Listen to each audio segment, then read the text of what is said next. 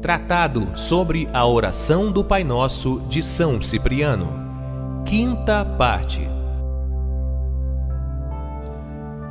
Vamos neste vídeo ler juntos a quinta parte do Tratado sobre a oração do Pai Nosso, escrita por São Cipriano de Cartago. É uma bela reflexão sobre a oração que o próprio Jesus nos ensinou.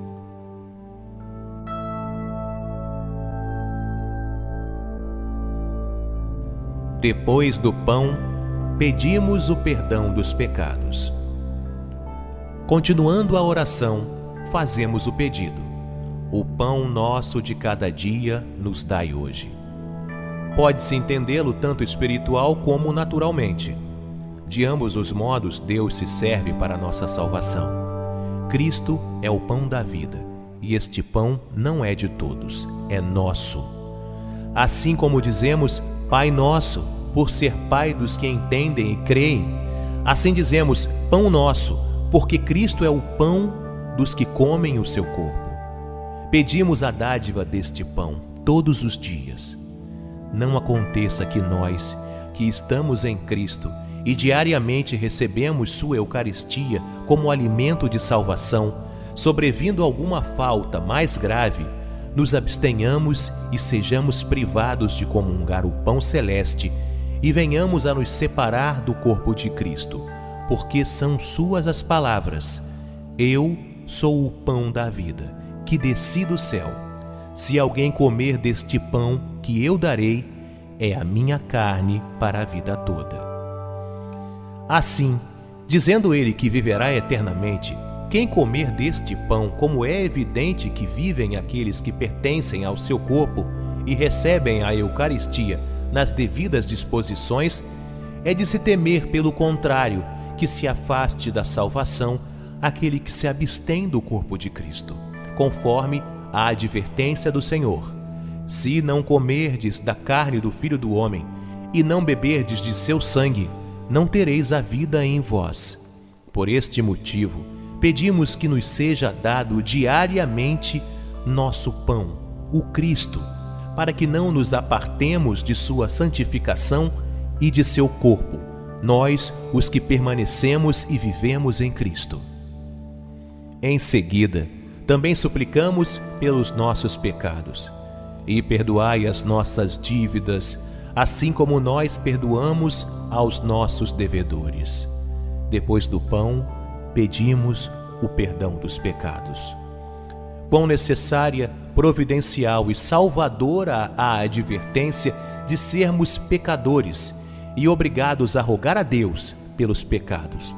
Porque quando recorre à indulgência de Deus, a alma se lembra de sua condição, para que ninguém esteja contente consigo, como se fosse inocente, e pela soberba se perca mais completamente. Quando se lhe ordena pedir todos os dias perdão pelos pecados, cada um toma consciência de que diariamente peca.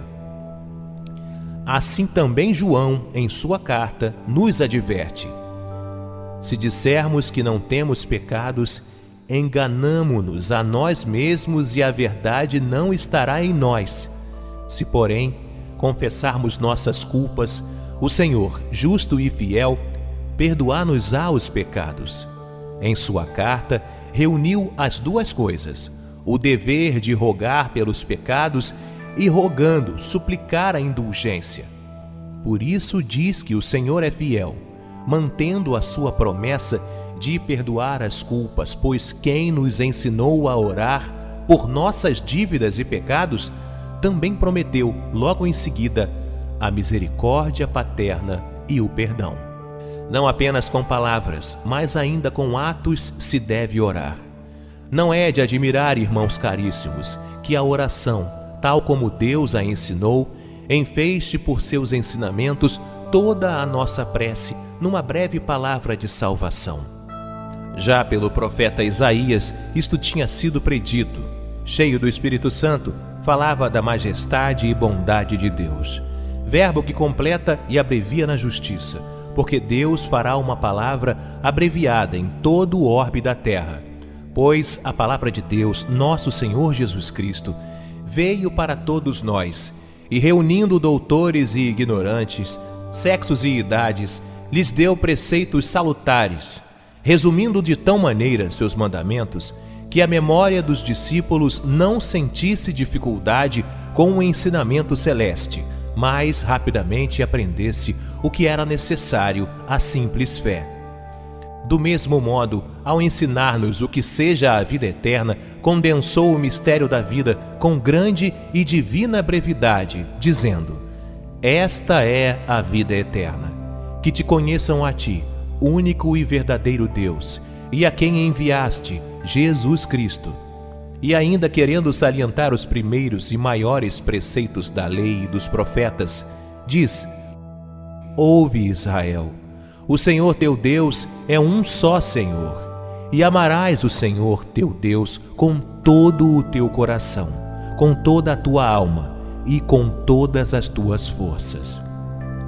Este é o primeiro, e o segundo é semelhante a este: amarás o teu próximo como a ti mesmo. Destes 2 mandamentos dependem toda a lei e os profetas. E de novo: tudo quanto quiserdes que vos façam os homens, fazei-o a eles. Isto é a lei e os profetas. Deus não nos ensinou a orar apenas com palavras, mas também com atos. Ele próprio com frequência orou e suplicou, mostrando-nos com o seu exemplo o que temos de fazer. Está escrito: Ele se afastava para os lugares solitários e adorava. E ainda, saiu para o monte a fim de orar e passou a noite inteira em oração a Deus. O Senhor orava e pedia não para si, que pediria o inocente para si, mas por nossos delitos, como ele mesmo o declarou ao dizer a Pedro: Eis que Satanás procurava ajoelhar-vos como trigo, mas eu roguei por ti, para que tua fé não desfaleça. E pouco depois rogou ao Pai por todos, dizendo: Não rogo apenas por este, mas também por aqueles que irão crer em mim pelas palavras deles, a fim de que todos sejam um, como tu, Pai, estás em mim e eu em ti, para que também eles estejam em nós. Imensa benignidade e piedade de Deus para a nossa salvação. Não contente de redimir-nos com seu sangue, ainda quis com tanta generosidade rogar por nós. Considerai o desejo daquele que, do mesmo modo como o Pai e o Filho são um, assim também nós permaneçamos na mesma unidade.